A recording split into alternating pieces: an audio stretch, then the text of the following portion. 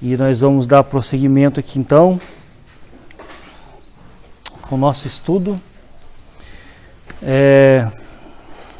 Mateus capítulo 3.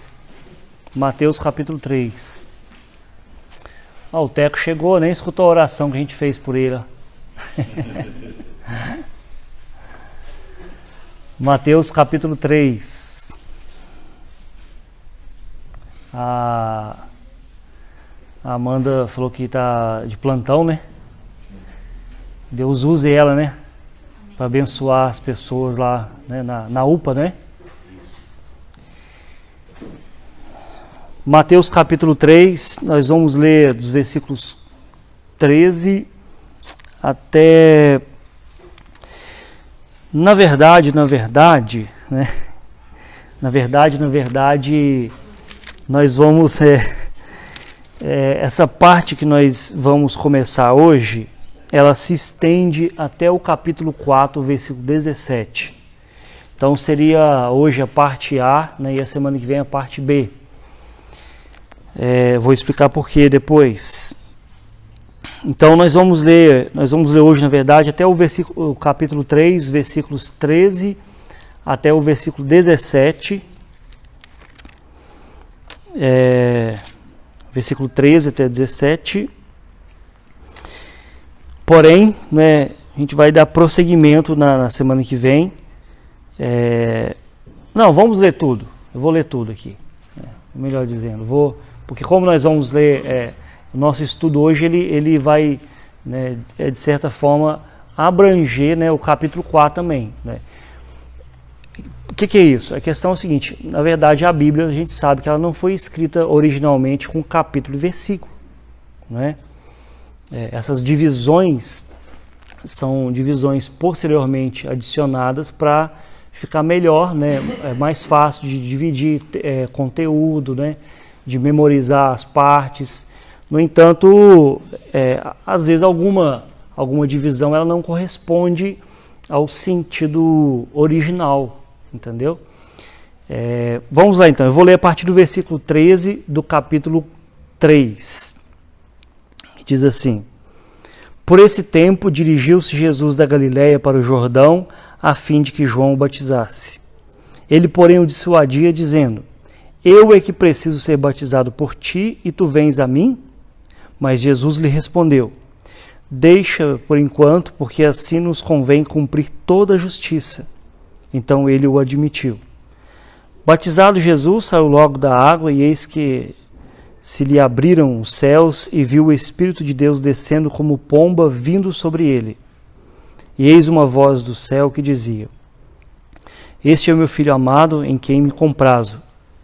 A seguir foi Jesus levado pelo Espírito ao deserto para ser tentado pelo diabo. E depois de jejuar 40 dias e 40 noites, teve fome. Então o tentador, aproximando-se, lhe disse: Se és filho de Deus, manda que estas pedras se transformem em pães. Jesus, porém, respondeu: Está escrito, não só de pão viverá o homem, mas de toda a palavra que procede da boca de Deus. Então o diabo levou a cidade santa, colocou-o sobre o pináculo do templo e lhe disse: Se és filho de Deus, atira-te abaixo, porque está escrito: Aos seus anjos ordenará a teu respeito que te guardem, e eles te susterão nas mãos para não tropeçares em alguma pedra. Respondeu-lhe Jesus: Também está escrito: Não tentarás o Senhor teu Deus. Levou ainda o diabo a um monte muito alto, mostrou-lhe todos os reinos do mundo e a glória deles, e lhe disse: Tudo isso te darei se prostrado me adorares. Então Jesus lhe ordenou: Retira-te, Satanás, porque está escrito: Ao Senhor teu Deus adorarás, e só a ele darás culto. Com isso, deixou o diabo, e eis que vieram anjos e o serviram. Então, o batismo e a tentação, eles devem ser compreendidos dentro do mesmo contexto, a despeito de serem em locais diferentes, né? O batismo num lugar e a tentação em outro lugar. Mas o que Jesus viu ali no Jordão, quando ele estava sendo batizado, está relacionado com aquilo que ele ouviu no deserto, né? Aquilo que ele ouviu no batismo está relacionado com aquilo que ele ouviu lá no deserto, né? na tentação. Né? O Espírito que conduz Jesus ao deserto para ser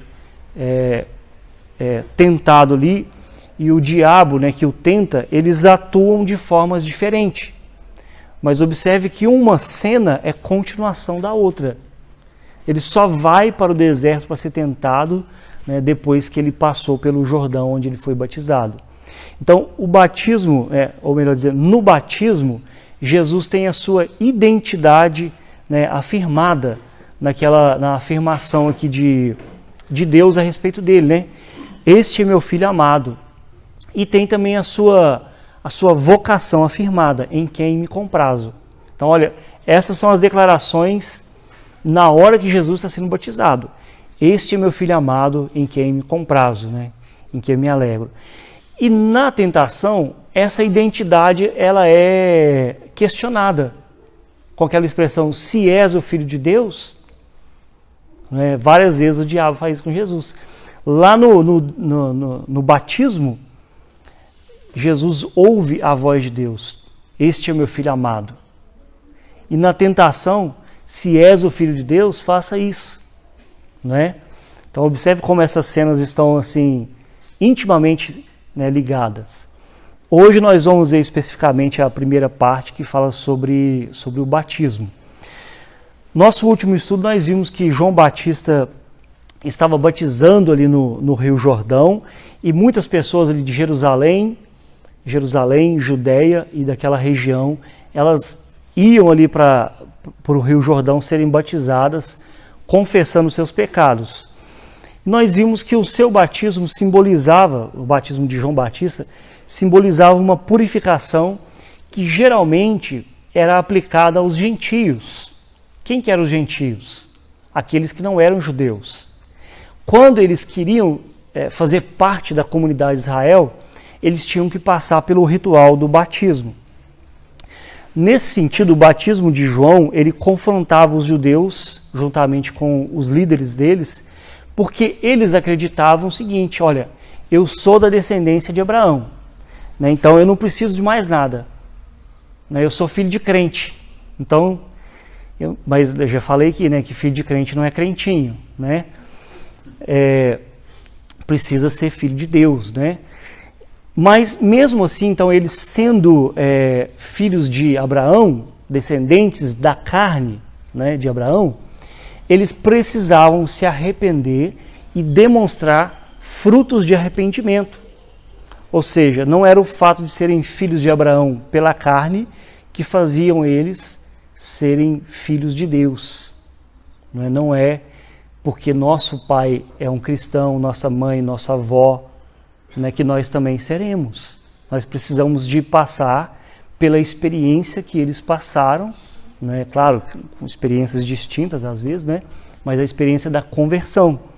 Então, o que deve ficar claro para a gente aqui a respeito do batismo de João é que ele era um batismo diferente do batismo cristão. Daí a gente, inclusive, já começa a desmistificar aquela ideia de que o batismo tem que ser por imersão. Não tem que ser por imersão, pode ser também, né? Mas pode ser só um pouquinho de água na cabeça, igual a gente faz, né? Não tem problema. Por quê que é diferente? Porque o batismo de João, ele foi uma preparação para a vinda do reino de Deus. O reino de Deus ainda não tinha vindo, né? Ele estava chegando na pessoa de Jesus. Então é um batismo diferente. Já o batismo cristão, ele olha para trás. O batismo de João, ele olha para frente. Ele está preparando o povo para a vinda do reino de Deus. Né? Tanto é que nós vimos ele falar, arrependei-vos, né? Porque o reino de Deus está chegando. Agora, o batismo cristão, ele olha para trás, né? Para a obra de Jesus consumada na cruz e nos identifica com sua morte, né, com o seu sepultamento e a sua ressurreição. Então a gente não pode nos pautar pelo batismo de João e falar que agora todo mundo tem que batizar no rio. Por causa disso, muitas pessoas querem ir para Jerusalém batizar no Rio Jordão. né? Coitado de nós que não temos dinheiro para ir lá, né? Mas cria, sabe, essas coisas místicas. Não, se não for mergulhar até no, né, tudo, né, não vale. Só que acabam errando por não fazer essas distinções básicas, né, de que o batismo de João, ele olha para frente, o reino que está vindo, e o batismo de Jesus olha para trás, nos identificando com a obra dele. Quer ver um exemplo? Atos dos Apóstolos, capítulo 19, nós temos um episódio ali onde Paulo encontra alguns discípulos de João Batista. Olha só, preste bem atenção na linha do tempo. Paulo veio depois de Jesus, né? Ele se converte depois que Jesus ressuscitou. Numa das suas viagens, está registrado em Atos 19, ele chega lá em Corinto, né? Melhor dizendo, ele chega em Éfeso, e ele encontra alguns discípulos de João Batista. Olha, João Batista já tinha morrido há quanto tempo? Quanto tempo? Mas mesmo assim, ele tinha feito os seus discípulos. E aí o texto diz assim, Atos 19, 1 a 5. Aconteceu que, estando Apolo em Corinto, Paulo, tendo passado pelas regiões altas, chegou a Éfeso, e achando ali alguns discípulos, perguntou-lhes: recebestes porventura o Espírito Santo quando crestes? Possivelmente a postura deles não condizia, né, com quem tem o Espírito Santo. Aí por isso que ele pergunta, né? Vocês receberam quando vocês creram? Aí eles, pelo contrário, nem mesmo ouvimos que existe o Espírito Santo. Porque o João Batista não falava sobre isso. O João Batista falava assim, arrependei-vos porque é chegado o reino de Deus. Então, o João Batista ainda não tinha anunciado essas coisas. O Espírito Santo não tinha vindo ainda no dia do Pentecostes. Então, quando Paulo pergunta para eles, vocês receberam o Espírito Santo? Não, a gente nem sabe o que é isso, não é? Então, Paulo perguntou, em que, pois, fostes batizados? Responderam, no batismo de João. Disse-lhes Paulo, João realizou o batismo de arrependimento, dizendo ao povo que cresce naquele que vinha depois dele, a saber, em Jesus. Ou seja, olha, o batismo que olha para frente. Eles, tendo ouvido isto, foram batizados em nome do Senhor Jesus. Então, olha, observe que primeiro eles foram batizados novamente, mas dessa vez em o nome do Senhor Jesus. Antes, eles haviam sido preparados pela mensagem de João Batista para o Messias que viria, mas eles pararam ali, não deram prosseguimento. E agora Paulo fala, não, vocês têm que se identificar com a obra de Jesus, né? Nesse batismo que vocês vão ser batizados agora, vocês não vão olhar para frente, vocês vão olhar para trás e se identificar com Jesus. Então, observe que tem essa diferença aí. João Batista, em sua pregação, ele apontou, né, para alguém que viria depois dele, né, alguém que era mais poderoso do que ele, cujas sandálias ele não poderia levar, né, nós vimos semana passada, e que o batismo seria diferente. O batismo de Jesus seria diferente do batismo de João. Ou seja, seria duas formas de batizar, nós vimos isso semana passada. João, ele estava falando de Jesus, né, que a gente viu semana passada, queria batizar com o Espírito Santo e com fogo. Com o Espírito Santo quer dizer salvação. Com o fogo quer dizer condenação. Né?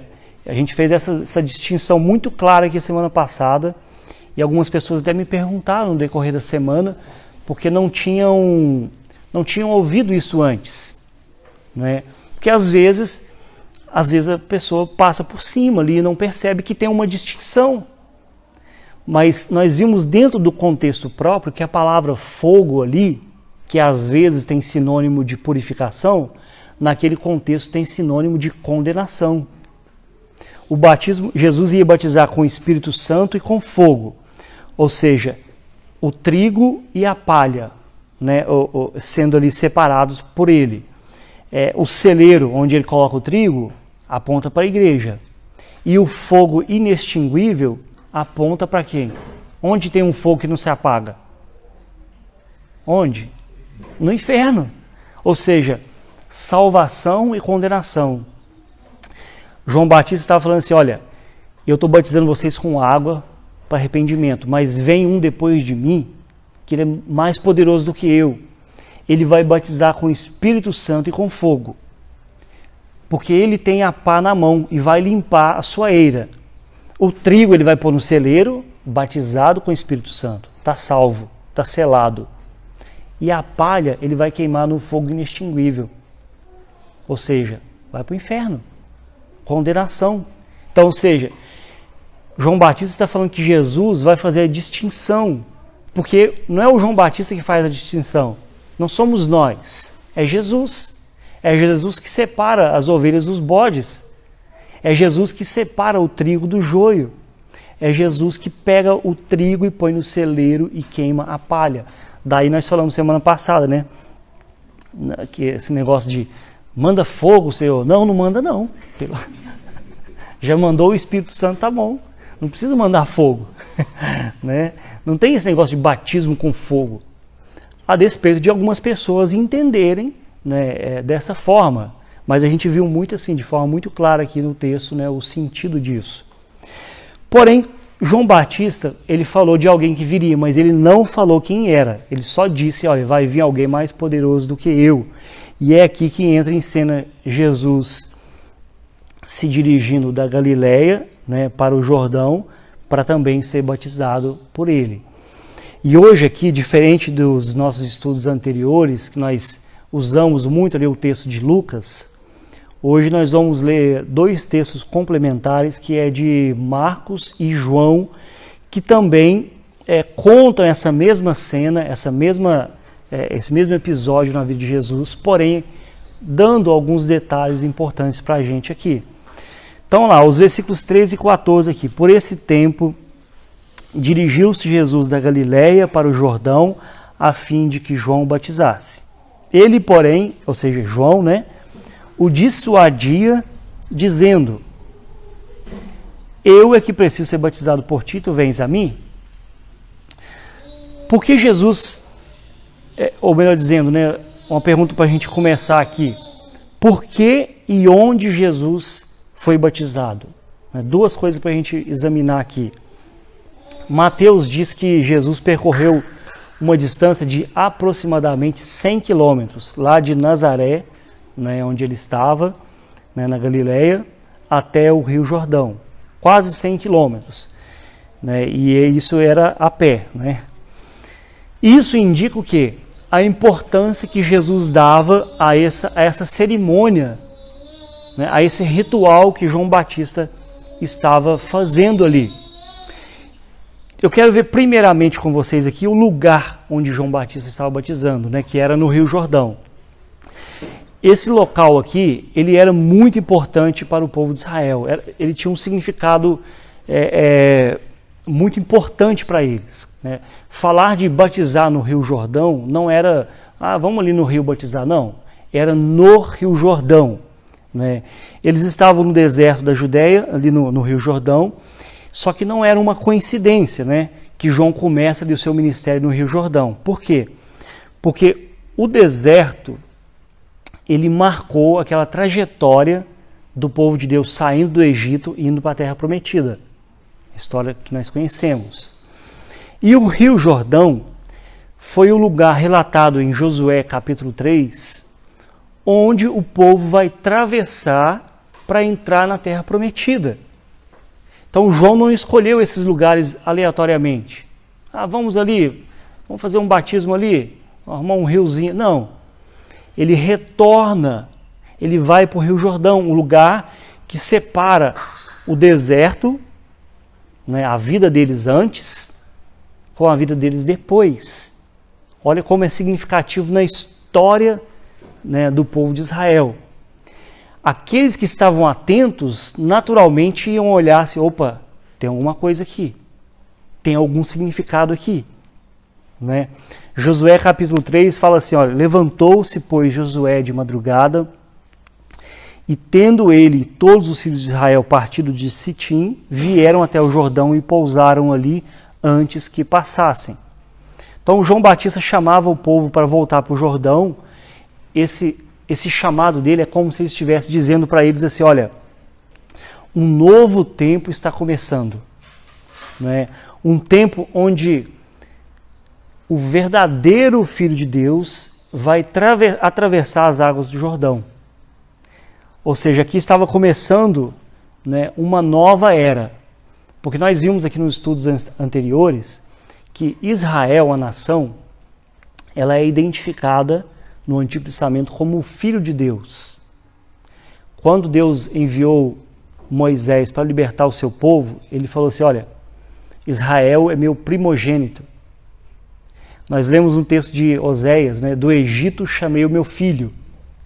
Então, a nação simbolizava, representava o Filho de Deus.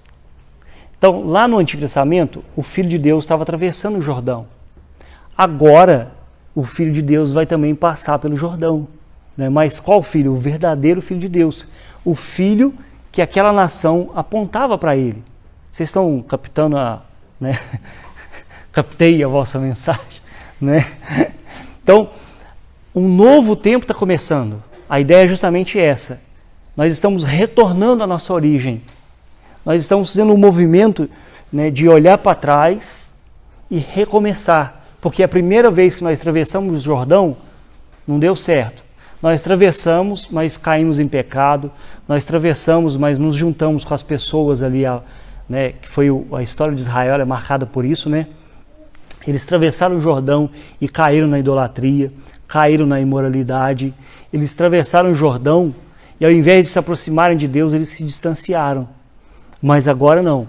O verdadeiro Filho de Deus está atravessando o Jordão, né, para aproximar aqueles que pela fé, né, creem nele, né, de Deus. E por que Jesus então foi batizado? O local é justamente por isso, né, porque simbolizava o povo de Israel atravessando o Jordão. Agora, por que Jesus tinha que ser batizado? A resposta está aí no versículo 15, onde Jesus disse assim, diante da relutância, né, de João Batista. João Batista olha e fala, não, mãe, que isso? É você que tem que me batizar, não sou eu que tenho que te batizar. E aí Jesus responde no versículo 15, deixa por enquanto, porque assim nos convém cumprir toda a justiça. Esse é o motivo pelo qual Jesus foi batizado. Não é porque ele precisava, né, mas ele entendeu que era necessário cumprir toda a justiça. Toda a justiça diz respeito às coisas da lei, né, as coisas que estavam escritas na lei do Antigo Testamento e nos profetas. E João Batista, como sendo o último profeta, né, ele estava inserindo ali um ritual de preparação para o reino de Deus. Né, porque na lei de Deus não tem essa prerrogativa de que as pessoas tinham que ser batizadas, né, nem nos profetas. Mas João Batista, como sendo um profeta, ele está inserindo ali um elemento, né, preparatório para o reino de Deus.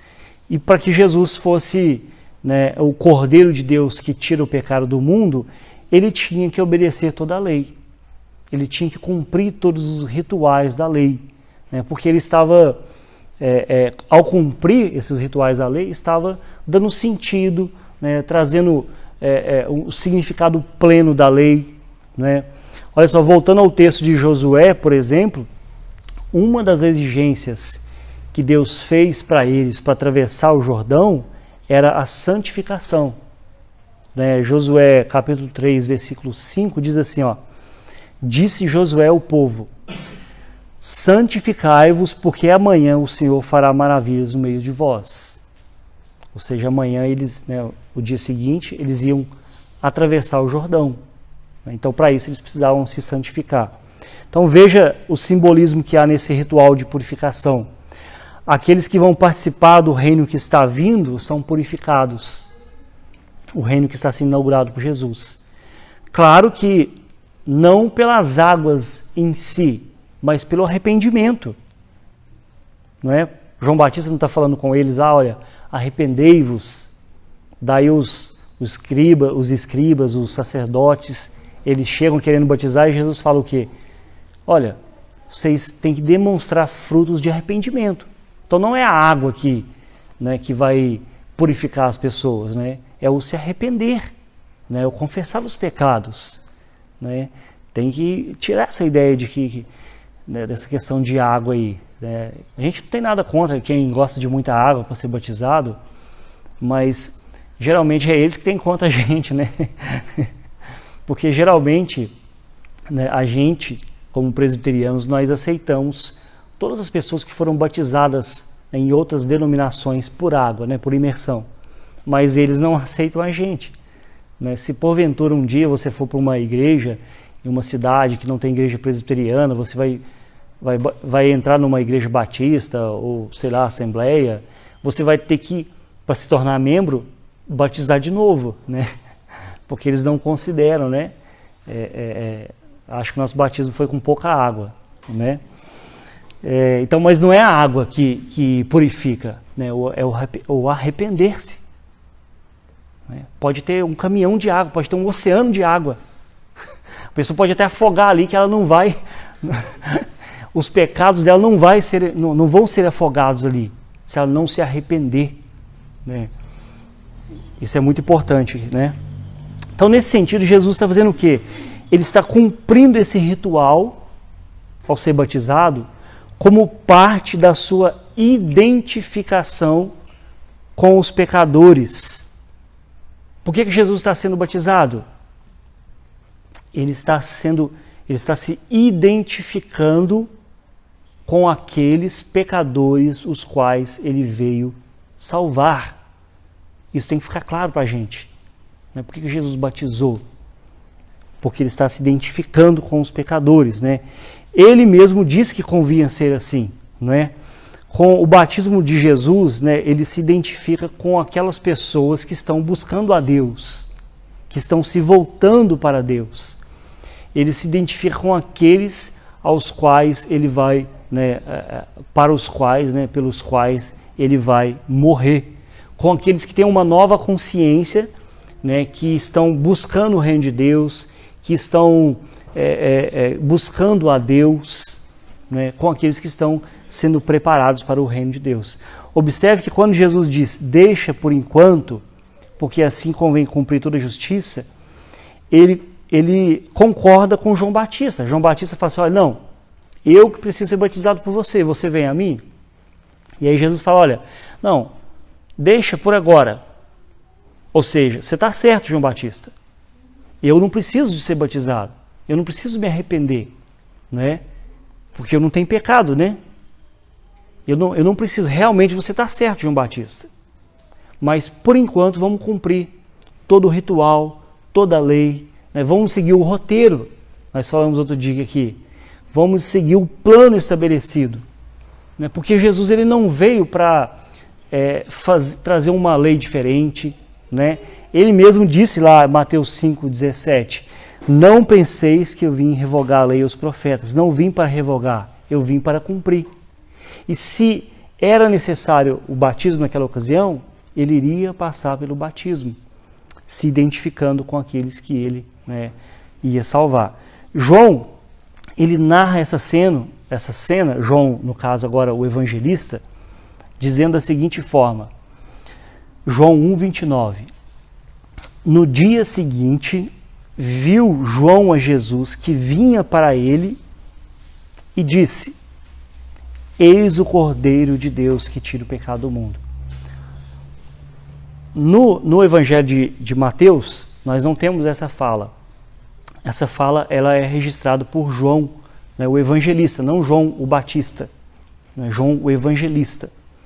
Né, o João o Batista, nós falamos aqui semana passada, né, que o Batista não é o sobrenome, né, igual o Amado Batista. Né? João o Batista é aquele que batiza, né, por isso que tem essa designação daquilo que ele fazia, né, não daquilo que...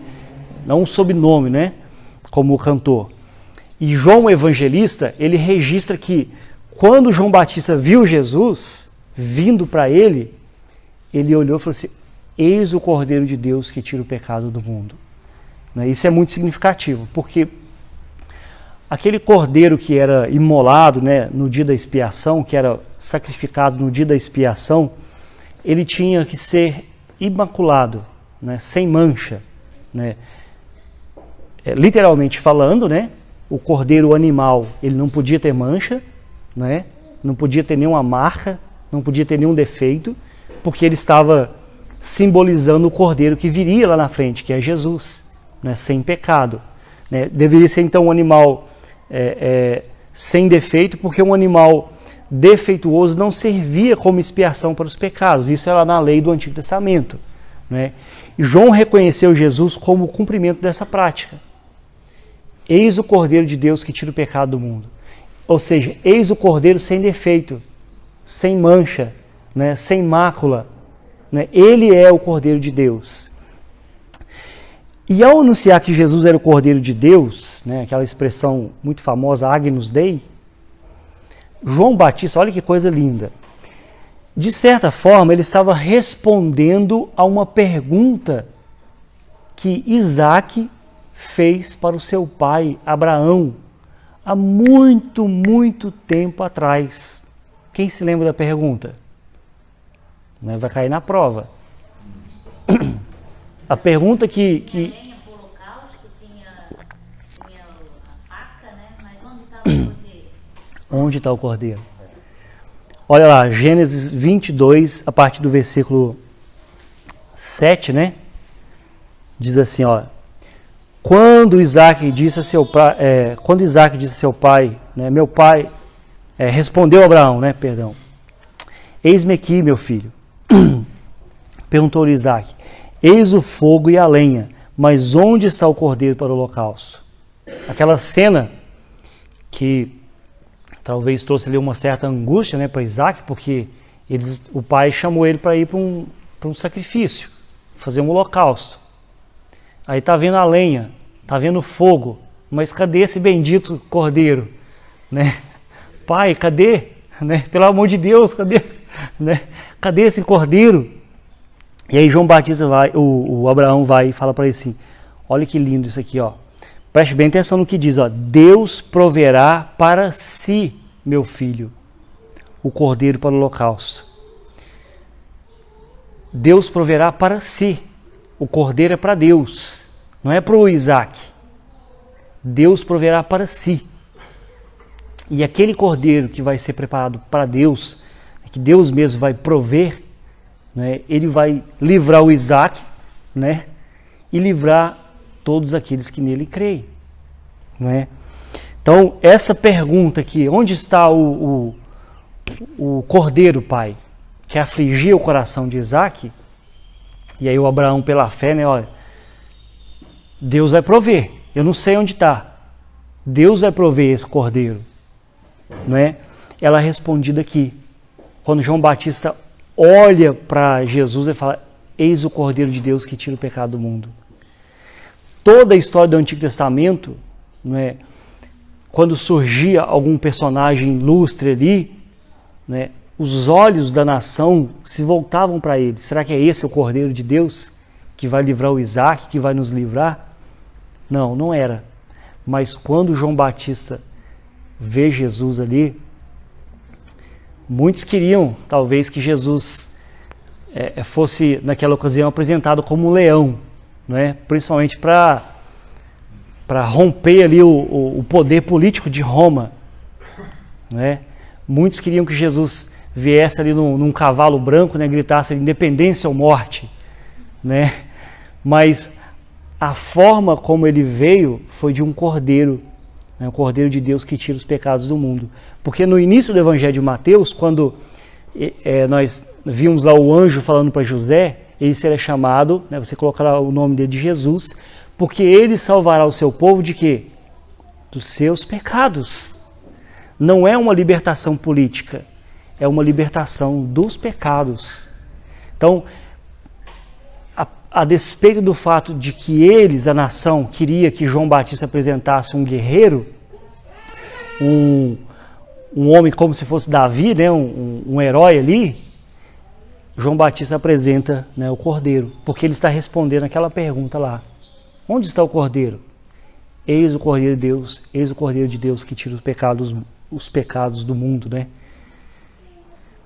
Vamos ver agora o ministério público de Jesus, né? Porque esse batismo também ele aponta para isso, né? O fato de Jesus ser batizado. O batismo de Jesus também nos remete a outro detalhe importante, né? Que é o início do seu ministério público, o momento no qual ele é ungido pelo Espírito Santo. Lembrando que, nós falamos semana passada, entre aquela última referência, né, de Mateus, onde Jesus volta com sua mãe e seu pai do Egito, até aqui temos aproximadamente um espaço de 28 anos. A última vez que nós ouvimos falar de Jesus foi em Lucas, onde ele está ali com 12 anos e ele está ali conversando com os doutores da lei. Depois não se ouviu mais falar de Jesus. A tradição inventou um monte de história, criou até filmes de lendas que Jesus estava fazendo milagres, ressuscitando passarinho. Não sei se vocês já assistiram algum filme assim. Isso é a tradição, isso não está na Bíblia. A Bíblia ela calou a respeito de Jesus. E nós vimos aqui semana passada, e eu incentivei vocês, porque eu vou fazer isso, uma das primeiras coisas que eu vou fazer quando eu chegar no céu é perguntar para Jesus, o que ele estava fazendo ali naquele tempo, Mas o texto não fala. Nós só temos agora Jesus sendo preparado para o seu ministério público quando ele é ungido pelo Espírito Santo. Diz o texto assim, versículos 16 e 17. Batizado Jesus saiu logo da água, e eis que se lhe abriram os céus, e viu o Espírito de Deus descendo como pomba vindo sobre ele. E eis uma voz dos céus que dizia: Este é o meu filho amado, em quem me comprazo. Marcos, narrando também essa mesma cena, ele diz assim, Marcos 1, versículos 9 a 11. Naqueles dias veio Jesus de Nazaré da Galileia e por João foi batizado no Rio Jordão. Logo ao sair da água, viu os céus rasgarem-se. Olha a expressão diferente. O Mateus, ele fala que abriram-se os céus. O Marcos, ele já fala assim, viu os céus rasgarem-se. Frisem nessa palavra. E o Espírito descendo como pomba sobre ele.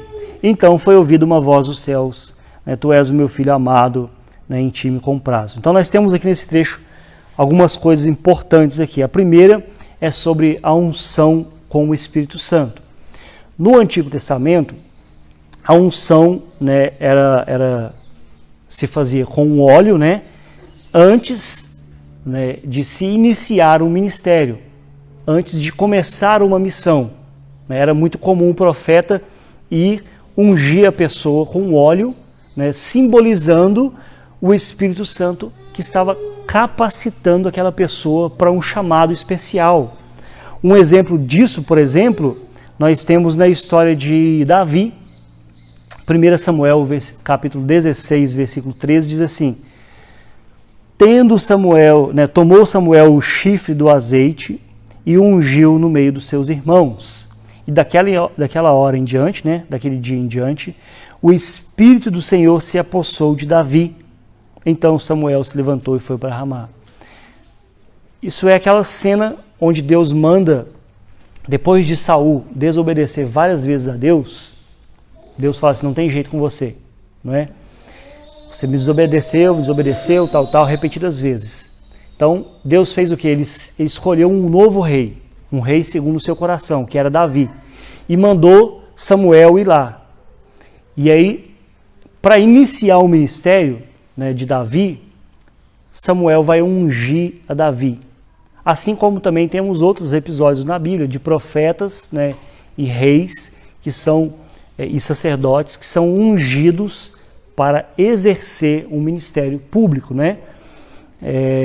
E ao ser batizado, Jesus então ele está sendo ungido para iniciar o seu ministério público, porque até então ele estava só nos bastidores, não sabemos o que ele estava fazendo.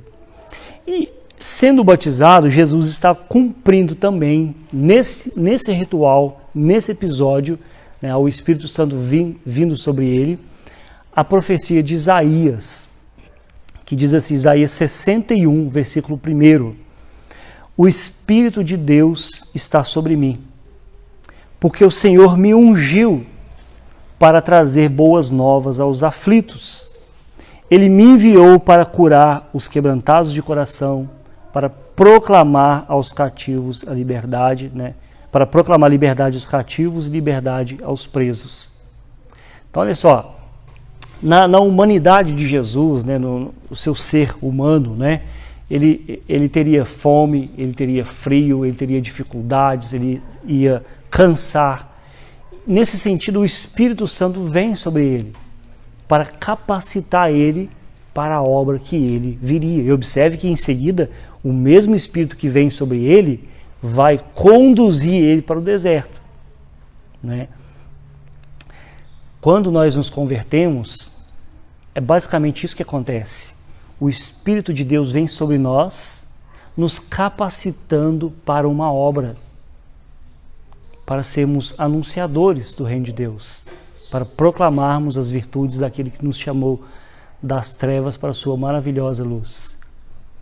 Isso aqui é um indicativo das nossas vidas também, quando nós nos convertemos, quando nós somos convertidos, né? É uma indicação do nosso ministério público.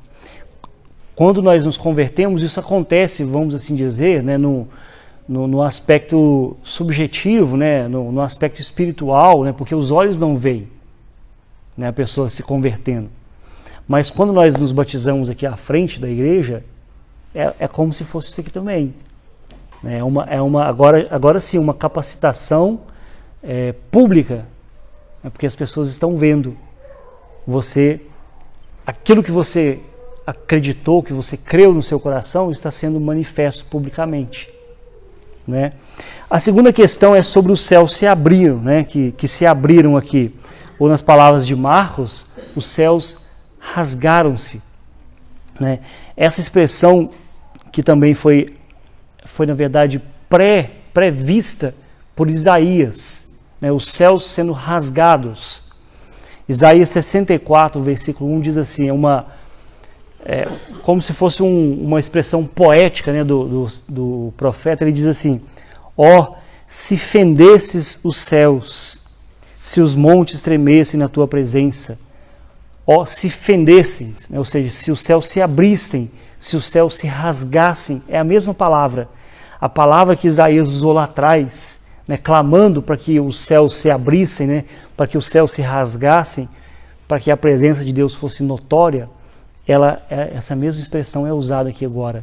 Marcos usa ela quando ele vê o céu se abrindo, ele usa essa palavra, os céus se rasgaram, né, se abriram, e o acesso aos céus agora estava aberto, né, estava sendo inaugurado, né, uma nova era, ou seja, o caminho para o Pai, né, estava em Jesus sendo construído.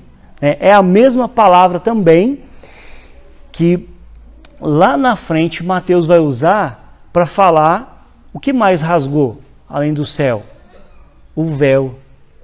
Né? O véu que separava, já não separa. Pode deixar, não precisa pegar pedra não, gente. Né? O véu que separava. Olha como é significativo. Como o autor da Bíblia, que é o Espírito Santo, gente, ele não usa uma palavra em vão, ele não usa uma palavra aleatória. Ele usou essa palavra lá em Isaías, olha, ó, se fendessem os céus. Quando Marcos olha aquela cena, ele descreve, olha, ao vir o Espírito Santo, os céus se rasgaram. Ou seja, o acesso ao Pai, né, está sendo inaugurado. Lá na frente, quando Jesus, né, consuma sua obra na cruz do Calvário, Mateus diz assim: eis que o véu do santuário se rasgou em duas partes, de alto a baixo. Tremeu a terra, fenderam-se as rochas.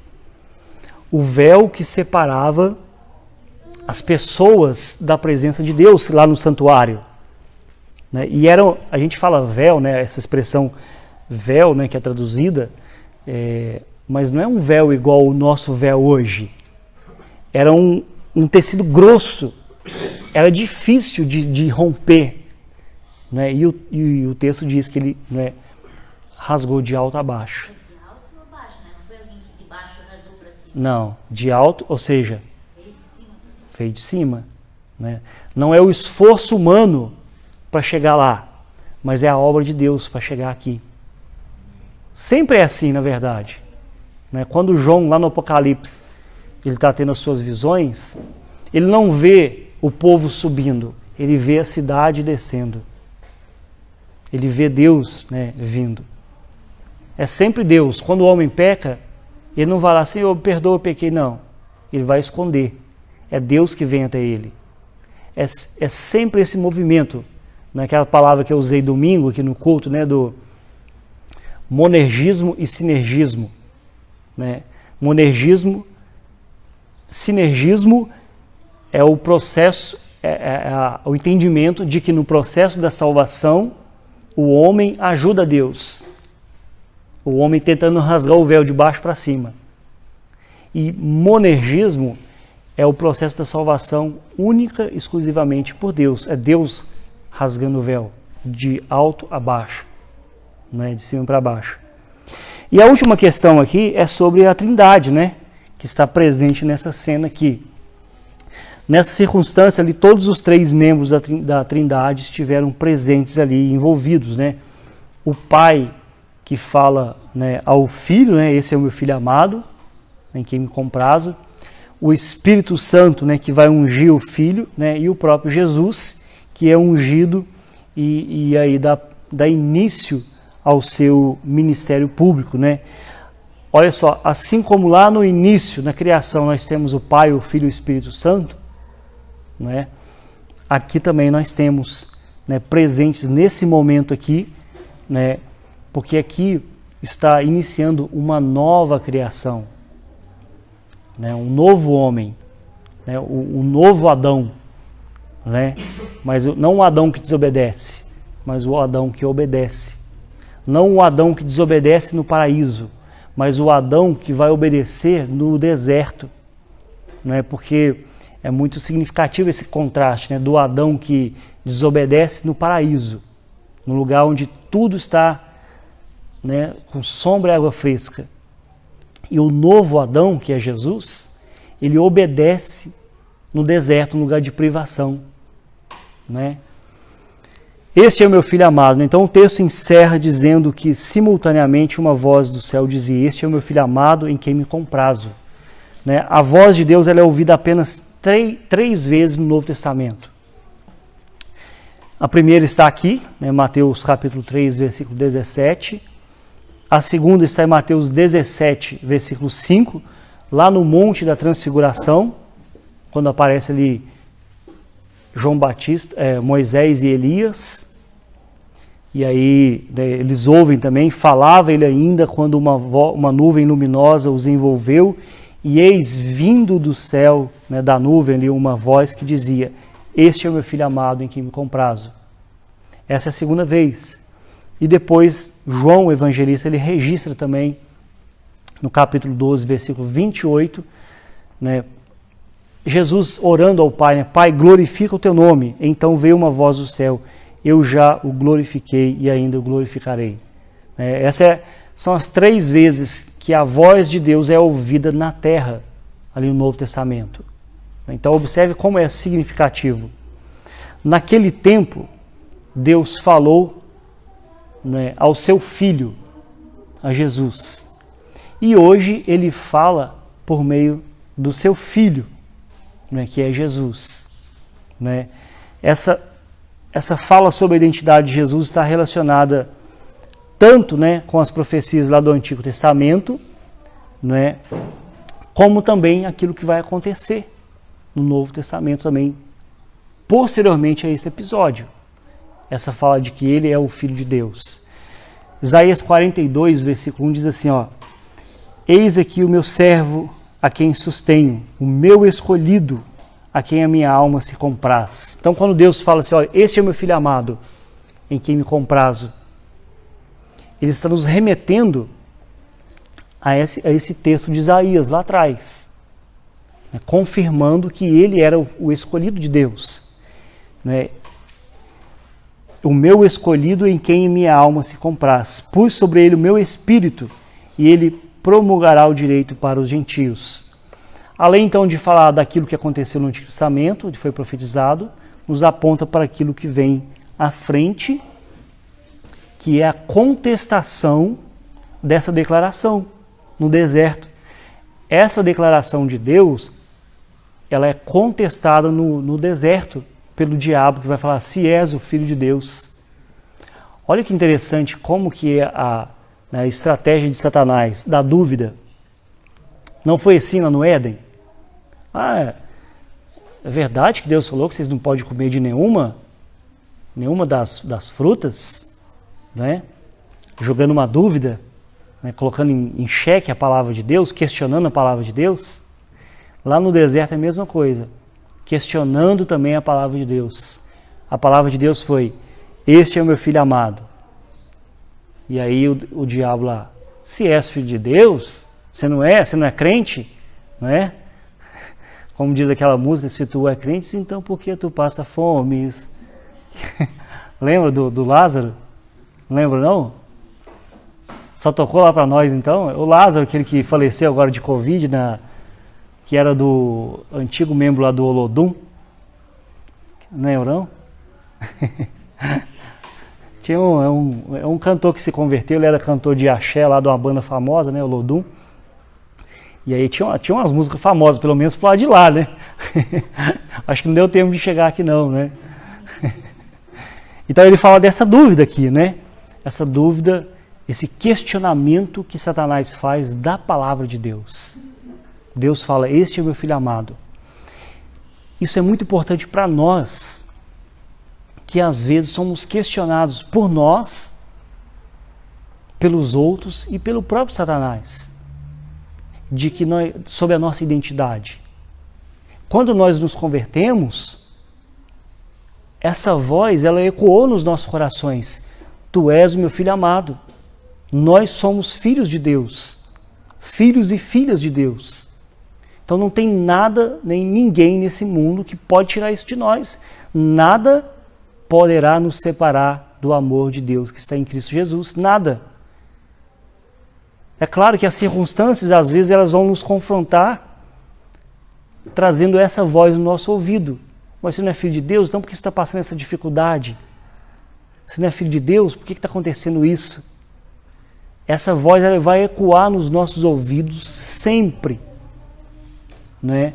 Enquanto nós estivermos aqui questionando, né, a nossa identidade como filhos e filhas, né, de Deus. Então esse texto nos mostra aí a submissão de Jesus à lei, né, cumprindo ali todos os rituais previstos na lei, mesmo não havendo necessidade. Essa submissão à vontade do Pai é um fator indicativo, né, da submissão que nós também devemos a Deus, porque nós somos seus filhos pela fé, não é? Nós nos tornamos filhos de Deus pela fé, nós somos adotados por Deus. Então a declaração de Deus a Jesus, ela ganha esse eco nas nossas vidas, que pela fé somos adotados aí na família de Deus, ou seja, em Cristo nós também somos esses filhos amados de Deus. E usando aqui as palavras de Paulo aos Romanos 8,17, e se somos filhos, somos também herdeiros, herdeiros de Deus e co-herdeiros com Cristo, se com Ele sofremos, né, e se com Ele sofremos, para que também com Ele sejamos glorificados, né? Então, pode ser, né, em algum momento que você vai ouvir, né, essa voz: você não é filho de Deus? Você não é crente? Possivelmente você vai ouvir em algum momento, se não de alguma pessoa, né, às vezes da sua carne, né, das circunstâncias, porque quando a gente passa por uma dificuldade, né, por uma enfermidade, né, é como se o diabo estivesse falando assim: você não é o filho de Deus? Por que você está passando por isso? Né? Aquilo que ele vai falar com Jesus. Mas isso aí é no próximo episódio, né? Na semana que vem. Esse que eu acabei de falar são cenas do próximo capítulo, né? Amém? Amém. Alguma dúvida?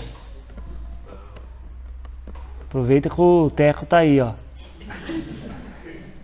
Nós temos uma visitante ali, que não é visitante. Não, é a Mimi. Mas é gente nossa, né? De muito tempo.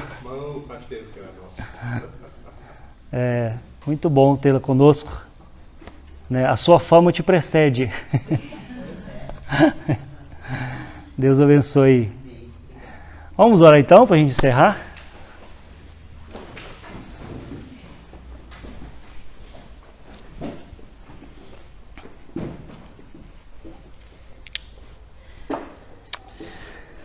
Senhor nosso Deus, nosso Pai amado, em nome de Jesus nós te damos graças e te louvamos pela tua palavra que nos orienta, que nos confronta, que nos fala quem somos em Cristo Jesus, filhos e filhas do Senhor pela fé.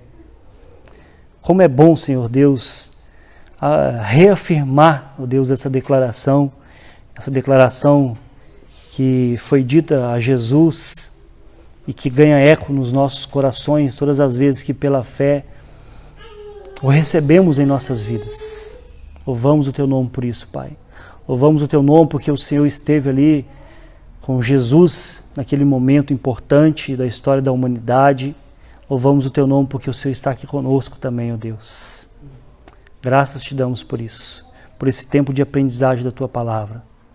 Lembramos, ó Deus, ainda daqueles que estão enfermos, que não podem estar conosco aqui, que o Senhor visite eles com suas mãos poderosas, dando saúde, fortalecendo, dando paz aos seus corações, aumentando a sua fé.